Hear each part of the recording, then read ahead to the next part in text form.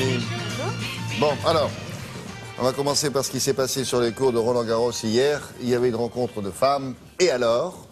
Bien alors, ce sera finalement Serena Williams face à Lucie Safarova. Donc ça a été dur pour l'Américaine qui accède à la finale pour la troisième fois de sa carrière. On voit ça ensemble, la numéro 1 mondiale, donc était opposée à la Suissesse Timea Bacsinszky, 24e mondiale, qui jouait sa première demi-finale à Roland-Garros.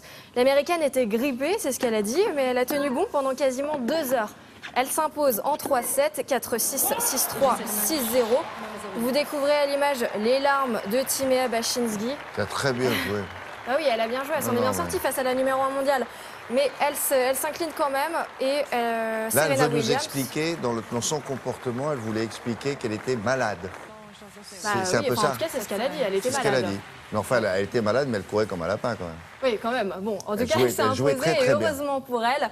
Elle va affronter du coup Safarova en finale, qui a éliminé la joueuse serbe Ana Ivanovic, que vous aimez bien, hein, en 2-7. Ah, moi non, c'est Grégoire Tournon. C'est Grégoire. Ah, je pensais que vous l'aimiez aussi. Non, vous. non, moi j'aime tout le monde. Mais là, Grégoire Tournon, il a une vraie tendresse pour elle.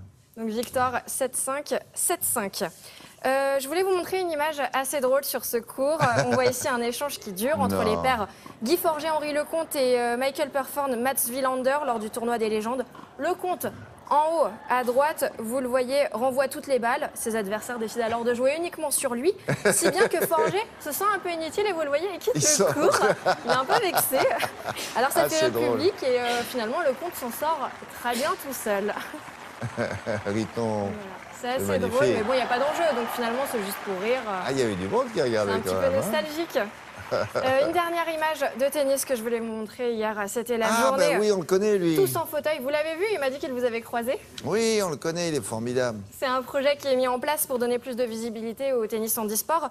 Et c'est l'occasion pour des personnalités, des inconnus, handi ou valides, de s'essayer la pratique du tennis en fauteuil. C'est là qu'il s'aperçoit que c'est épouvantablement difficile. Je pense aussi, j'ai pas essayé, mais en tout cas, c'est le Français Michael Jérémiaz, joueur pro de tennis, qui s'en occupait. Concernant les demi-finales hommes, ce sera cet après-midi. Donc on aura Tsonga face à Wawrinka et un duel Murray face à Djokovic. Alors, c'est les horaires que je voudrais avoir, moi, parce que c'est 14h, c'est 15h, ou c'est 13h, ou c'est midi. Donc on va vérifier les horaires, hein, s'il vous plaît. Pour regarder le match de cet après-midi sur France 2.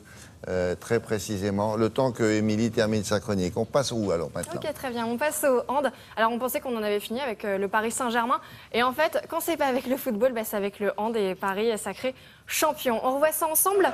Le PSG est devenu champion de France donc hier soir et réalise le doublé Coupe Championnat.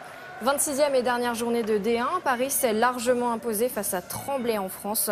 Victoire 36-20. Montpellier est deuxième. Saint-Raphaël, troisième. On quitte la France et direction l'Italie. Le meeting de Rome, l'homme du jour, c'est lui, c'est Justin Gatlin. Alors il a signé le 11e meilleur temps de l'histoire sur 100 mètres, 9 secondes 75 centièmes. Il a même pris à Usain Bolt le record du Stadio Olimpico à Rome, qui était de 9,76. Et également une bonne perf du Français Jimmy Vico. Couloir numéro 2 en partant du haut, vous le voyez, il termine deuxième à 23 centièmes de Gatlin. Ah oui, c'est pas mal. On avait également du basket de la Pro A. Strasbourg est qualifié pour la finale après sa victoire sur Le Mans. C'était hier soir lors du 3e match. Succès des Alsaciens en rouge, 85-72. Strasbourg jouera la finale de Pro A pour la 3e année consécutive. Et la finale sera face à Limoges ou Nancy. On saura ça ce soir. Et on termine avec une petite image insolite, moi ça m'a impressionné, je sais pas vous, on voit ça. Il s'agit du dernier défi de Brian Deegan, pilote professionnel de freestyle motocross. Il a réalisé un saut de plus de 60 mètres de long en truck. J'espère que ça vous impressionne, parce que c'est plus de la moitié d'un terrain de foot. C'est plus grand qu'une piscine olympique. Et si on va un peu plus loin, c'est 25 000 pépitos alignés, si vous voulez, William.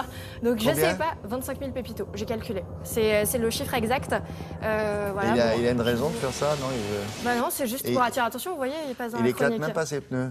C'est ça, mais bon, je vous déconseille de le faire chez vous. Non, faites pas ça à la maison. Merci beaucoup. Tiens, fais voir. Tiens, voilà, pour votre première semaine à Télématin, vous en souviendrez, on vous a offert une rose. Oh bah voilà, c'est gentil. Ils sont gentils les garçons. Hein. Méfiez-vous quand même des garçons. Allez, au revoir Émilie, à plus tard.